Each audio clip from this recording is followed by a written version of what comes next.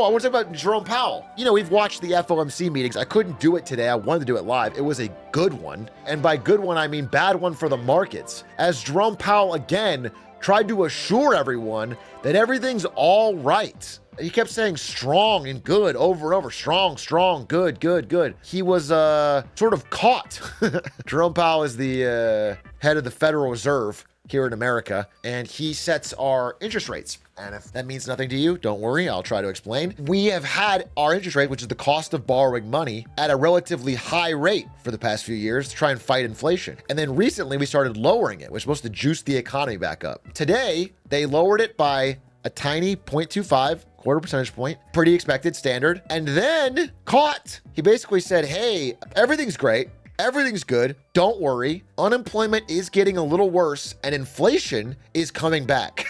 You know, some people might say that sounds like stagflation, the worst of all outcomes, but I'm not worried at all. However, just to be safe, we're going to slow down the amount of cuts we had planned, which again, the market was expecting more cuts because the market loves cuts. They love it to be cheap to borrow money.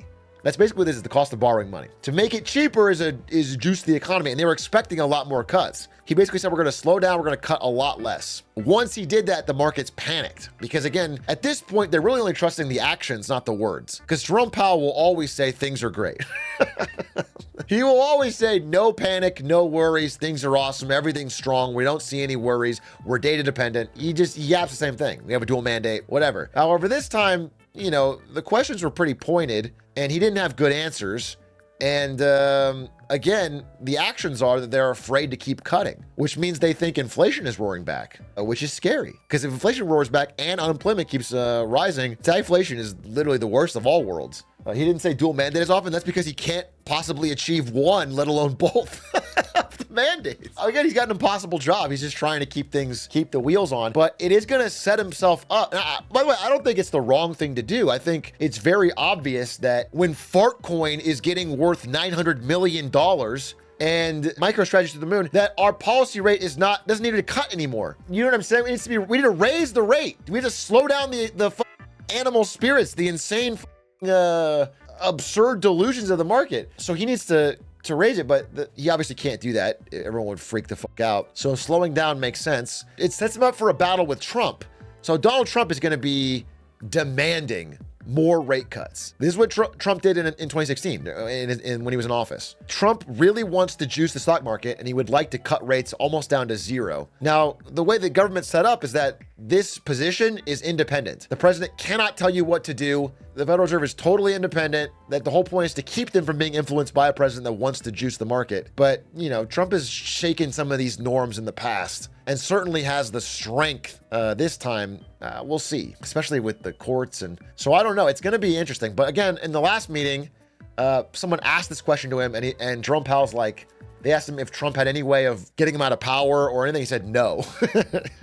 He said a cold, hard Giga Chad, no, I'm not leaving, and he can't do anything about it. So he's prepared to fight it. We'll see. We will see. Yeah, not permitted under the law. So we'll see. That's what's happening with Jerome Powell, I guess. But anyway, the market, I wouldn't say tanked, but had its biggest loss. I mean, we've had just months of like all green. Everyone's like, Christmas is here. Holy shit, everything's going to the moon. There's actually no slowdown. And I think 14 of 15 sectors of the economy were down today. The NASDAQ was down, the Dow was down, S&P 500 was down, and fairly significantly. Like a 3% drop in one day is pretty big. So you can see it like, you know, here, for example, just like boom. People weren't happy with this result because again, it kind of signifies that like, hey, the good times that we're expecting to come, we were pricing in a lot of rate cuts that makes it cheap to borrow and everything going, but they're not coming. Anyway, I don't know if you have any more questions. That's sort of what I read into it. There was a couple quotes that I wrote down. One thing he said was, as we think about further cuts, we're going to be looking for progress on inflation. We've been moving sideways on inflation. So he openly admitted that they're not winning the fight on inflation anymore.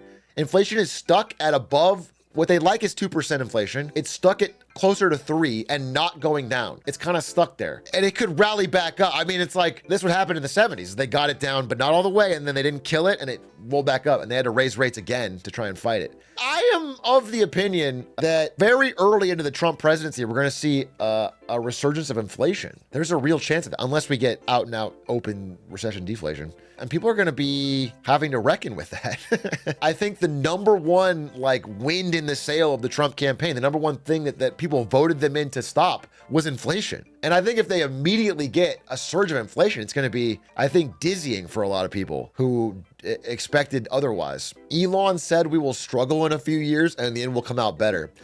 It is nice to know that the world's richest man, who recently passed $400 billion in net worth, is going to struggle with me. It's a we moment. Thanks, Elon. He's with us. He's in the trenches. Boys, are we buying the dip? No one knows. I don't even want to answer that question.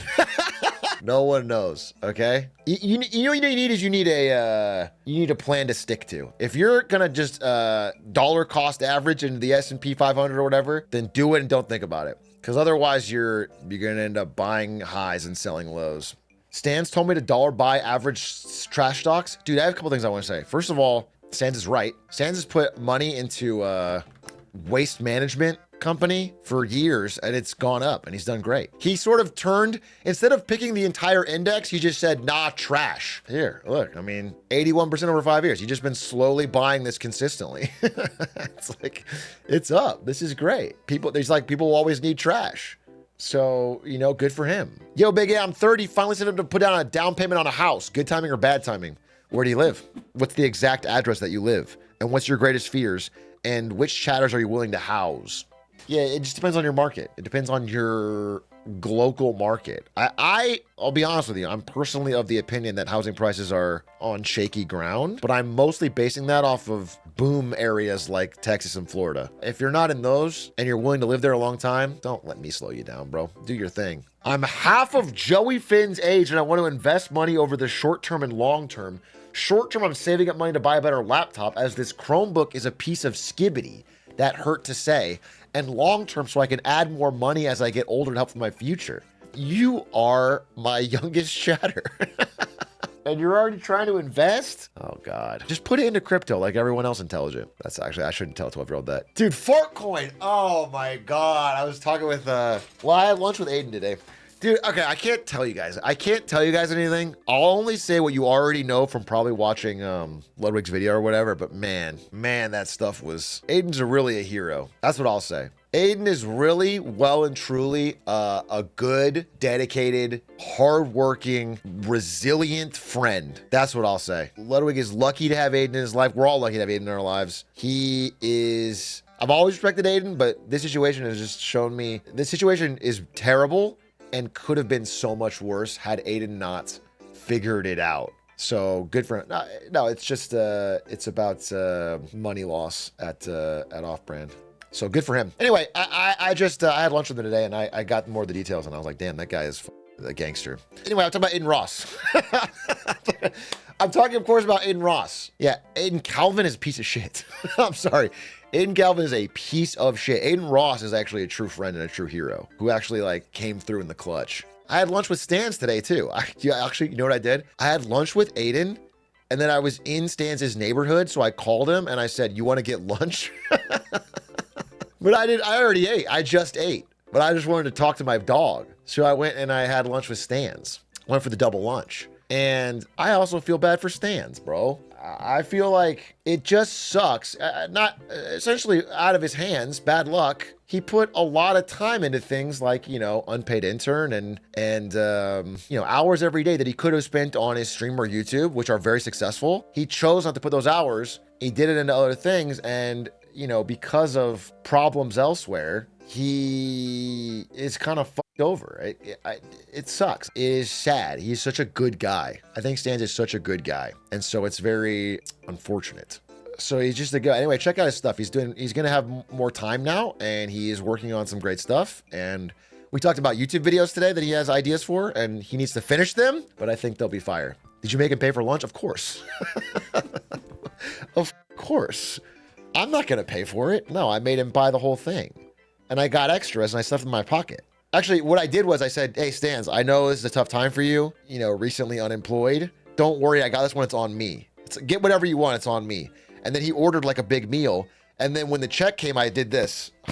I was like, wait. Oh, no. Oh, I forgot my wallet.